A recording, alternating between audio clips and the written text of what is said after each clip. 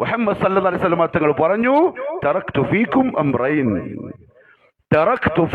അംറൈൻ, ഞാൻ നിങ്ങൾക്ക് രണ്ട് സാധനങ്ങളാ വിട്ടേച്ചു പോകുന്നത്. ലൻ തദില്ലു, ഒരിക്കലും നിങ്ങൾ പിഴച്ചു പോകൂല. മാ തമസ്സക്തും ബിഹിമാ, ഇവ രണ്ടും നിങ്ങൾ മുറുകെ പിടിക്കുന്നിടത്തോളം കാലം. കിതാബല്ലാഹി വസുന്നത റസൂലി, ഒന്ന് ഖുർആനാണ്, മറ്റൊന്ന് റസൂലിന്റെ സുന്നത്താണ്. അതാണ് പ്രമാണം. അതിലേക്കാ ജനങ്ങളെ വിളിക്കേണ്ടത്.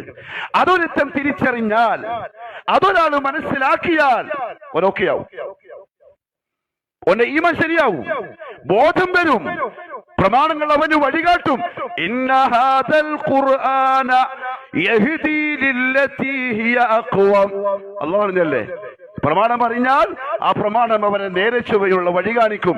ആ വഴിയിൽ ഒന്ന് ലാ ഇലാഹ ഇല്ലല്ലാഹ്, പിന്നെ നിസ്കാരം, പിന്നെ നോമ്പ്, പിന്നെ സക്കാത്ത്, പിന്നെ ഹജ്ജ്.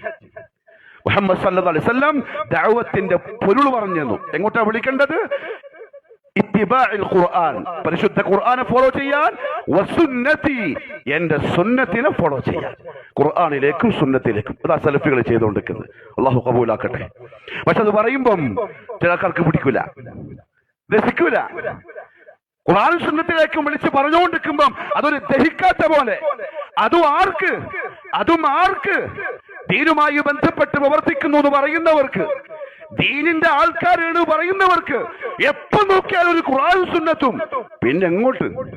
പിന്നെ എങ്ങോട്ട് അതിലേക്ക് വിളിക്കാത്തത് കൊണ്ടാണ് ഇതേപോലെ അബദ്ധങ്ങൾ സംഭവിക്കുന്നത്.